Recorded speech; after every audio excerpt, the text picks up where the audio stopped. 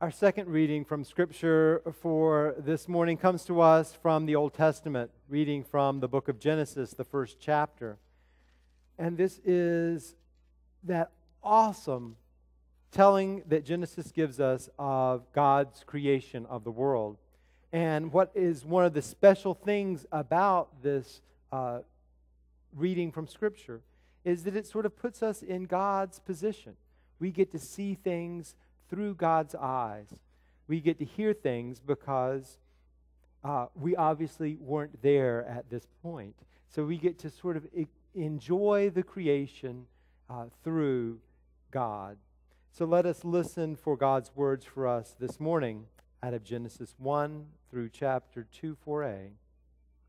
In the beginning, when God created the heavens and the earth was a formless void, and darkness covered the face of the deep, while a wind from God swept over the face of the waters. Then God said, "Let there be light," and there was light. And God saw that the light was good. And God separated the light from the darkness. God called the light day, and the darkness He called night. And there was evening, and there was morning, the first day.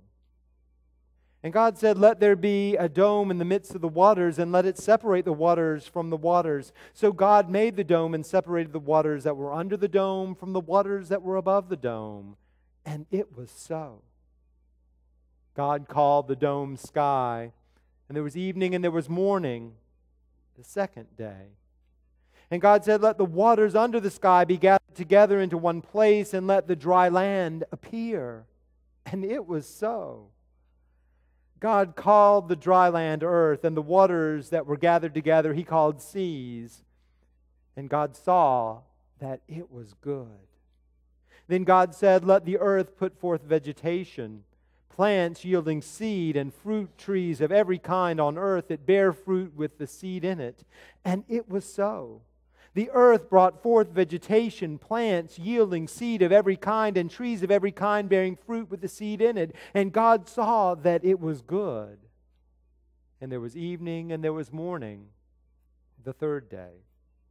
And God said, "Let there be lights in the dome of the sky to separate the day from the night, and let them be for signs and for seasons and for days and years. And let them be lights in the dome of the sky to give light upon the earth."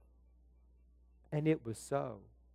God made the two great lights, the greater light to rule the day and the lesser light to rule the night, and the stars. God set them in the dome of the sky to give light upon the earth, to rule over the day and over the night, and to separate the light from darkness. And God saw that it was good. And there was evening and there was morning, the fourth day.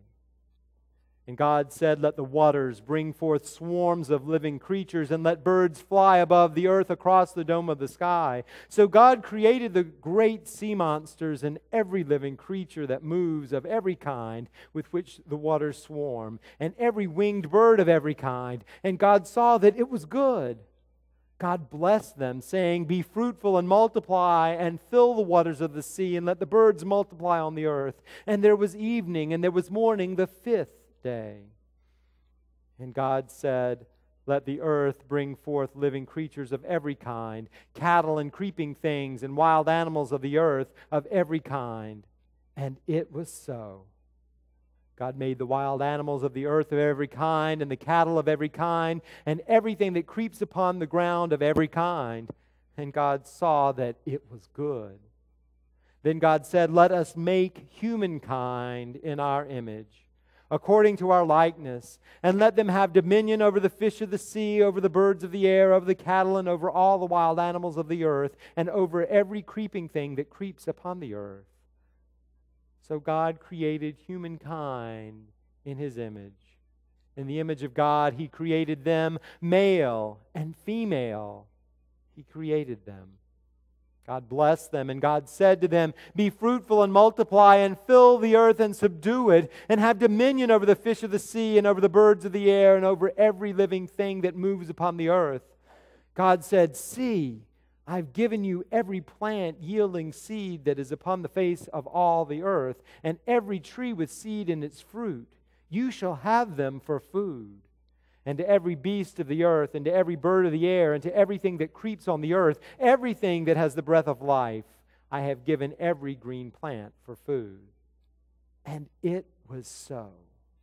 God saw everything that He had made, and indeed it was very good. And there was evening and there was morning the sixth day. Thus the heavens and the earth were finished, and all their multitude.